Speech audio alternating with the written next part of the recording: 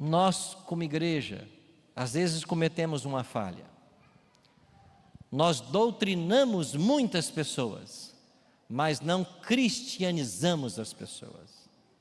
Inclusive, há uma tese doutoral defendida pelo doutor Paulo Silas, onde ele faz um estudo, uma análise dos estudos bíblicos da Igreja Adventista. E a conclusão dele é que nós temos por demasiado doutrina, mas pouco falamos de Cristo. Convencemos as pessoas do sábado e do santuário, mas elas pouco sabem de Jesus. E quando alguém pisa no pé dela na igreja, ela já quer ir embora. Precisamos primeiro levar as pessoas a Cristo. Essa deveria ser a nossa ênfase. As pessoas devem aprender o quanto elas são amadas. Esse que vem com as nuvens é aquele que nos ama. Deixa eu fazer uma pergunta para você. Se eu levasse o microfone até você e perguntasse qual é a pessoa que você mais ama na vida, a resposta está na ponta da língua? Tá, né? Qual é a pessoa que você mais ama na vida? Para alguns aqui vai ser a mãe, o pai, o esposo, a esposa, os filhos. Eu vou deixar o link da mensagem completa aqui na descrição para que você possa acompanhar, tá bom? Mas veja que esta mensagem do pastor Arilton Oliveira é uma mensagem que fala do porquê Jesus ainda não voltou, exatamente por esse detalhe importante que ele compartilhou aqui. Muitos membros da Igreja Adventista do Sétimo Dia têm o prazer de apressar a volta de Jesus, compartilhando o verdadeiro amor do Cristo Redentor. Veja que enquanto alguns se preocupam mais com a doutrina, né, em doutrinar as pessoas, enquanto é necessário e de extrema importância pregarmos Cristo para as pessoas, pregarmos de forma com cuidado, com amor. Depois essa pessoa vai conhecer quais são as doutrinas da igreja, a qual ela deve seguir.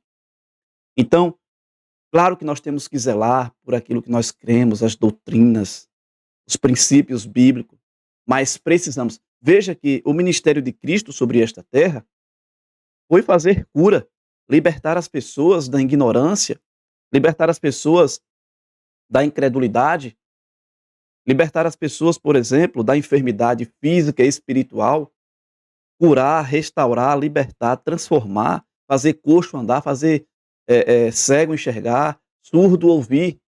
Jesus trabalhou as necessidades de cada pessoa enquanto ele esteve aqui sobre esta terra, e uma das coisas importantes é que ele não perdeu tempo. Jesus não perdeu tempo, e ele deixou bem claro os sinais da sua vinda. Ele deixou os sinais de que iria acontecer na natureza, no mundo político, no mundo religioso. Ele deixou bem claro a profecia que iria se realizar em cima da igreja de Laodiceia hoje, que é a geração que eu e você estamos vivendo. Mesmo vendo essa realidade, ainda ficamos acomodados. Jesus deixou bem claro em Mateus capítulo 24, disse assim, que o amor de muito iria se esfriar. E hoje é nítido, eu e você estamos vendo isso. Hoje são poucas as pessoas que visitam, são poucas as pessoas que dão estudo bíblico, são poucas as pessoas que se interessam em assumir a liderança.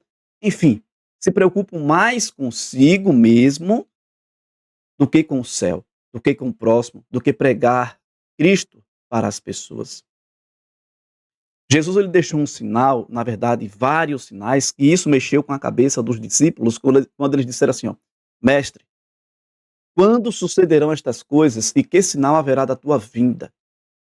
Se nós formos analisar cuidadosamente o Mateus capítulo 24, nós vamos perceber que diante da pergunta dos discípulos, dá a entender que Jesus ele foge da pergunta. Diz-nos quando sucederão estas coisas, e ele diz, cuidado para que ninguém vos engane. E em seguida Jesus diz, olha, virão muitos em meu nome dizendo, eu sou o Cristo. Haverá fome, terremoto, guerras, pandemia, epidemias em vários lugares. O escurecimento do sol, a lua se transformando em cor de sangue, as estrelas caindo do firmamento. Em Mateus capítulo 24, se nós formos olhar bem ao pé da letra, que nem diz o Dr. Rodrigo Silva, estamos agora por conta do relógio do nosso bom Deus. Amigos, um dos sinais bem claro que Jesus deixou, e eu quero compartilhar com você aqui, está em Lucas capítulo 21, versículos 20 e 21. Diz assim, ó: quando, porém, virdes Jerusalém sitiada de exército, sabei que está próximo a sua devastação. Então os que estiverem na Judéia, fuja para os montes. Os que se encontrarem dentro da cidade, retirem-se. E os que estiverem nos campos, não entre nela. Em outras palavras, a partir do momento que os soldados invadiram Jerusalém, como se nada fosse querer alguma coisa, quem entendeu a profecia de Jesus, falando para esses dias aqui, para este momento, quando aconteceu a cavalaria romana dentro de Jerusalém, os discípulos e os demais que entenderam a profecia disseram: epa, peraí, isso aqui se trata de uma profecia. Portanto, vamos dar no pé, vamos dar linha na pipa. E eles, aqueles que deram ouvido e entenderam a profecia, o cumprimento daquela profecia, quando a cavalaria romana invadiu ali, estava desfilando em Jerusalém, quem entendeu a profecia fugiu. E a história vai nos dizer que houve uma grande destruição em Jerusalém. O templo foi derrubado, mais uma profecia se cumpriu. Se lembra que Jesus disse assim, ó: aqui não ficará pedra sobre pedra que não seja derrubada. E essa profecia se cumpriu. Milhões de pessoas morreram. Aqueles que ouviram e entenderam a profecia e obedeceram a palavra de Deus, nenhum deles pereceram. Nenhum pereceram. E sabe o que mais me chama a atenção hoje? É que diante dos nossos olhos está aí as profecias se cumprindo. Está aí, por exemplo, a agitação no mundo político, no mundo religioso, mudanças climáticas. Você vê que o amor de muitos se esfriando, quase que ninguém se importando com ninguém. Mas de uma coisa é certa: eu sei que o meu Redentor vive e por fim se levantará. Portanto, Jesus, ele diz algo importante também, e eu quero compartilhar com você este momento aqui. Amigos, olha só o que diz em Mateus capítulo 4, 24, e o versículo 14 diz assim, ó: e será pregado este evangelho do reino por todo o mundo para testemunha a todas as nações, então virá o fim. Então virá o fim. E o versículo 13 diz assim, ó: aquele, porém, que perseverar até o fim, esse será salvo. Eu vou complementar mais uma vez com Apocalipse, capítulo 14, versículo 6, outro texto conhecido. Apocalipse, capítulo 14, diz assim, ó. Olha que texto interessante, amigos. Olha que texto importante. Diz assim, ó, 14, versículos 6 e 7. Vi outro anjo voando pelo meio do céu, tendo o evangelho eterno para pregar aos que se assentam sobre a terra, e a cada nação e tribo, língua e povo, dizendo em grande voz: temei a Deus e dá-lhe glória, pois é chegada a hora do seu juízo, e adorai aquele que fez o céu, a terra, o mar e as fontes das águas. Então, este evangelho do anjo convidando as pessoas, e esse anjo se trata da minha pessoa e da sua pessoa anunciando Cristo, que ele virá, e todo olho o verá. O convite é: venham, adore aquele que criou o céu, a terra, o mar e as fontes das águas. Esse é o convite de Deus para cada um de nós. E este evangelho está sendo pregado a cada nação, tribo, língua e povo.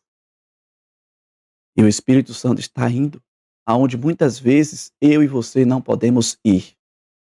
Enquanto você vê a sua limitação de dizer assim, como que nós iremos entrar para pregar?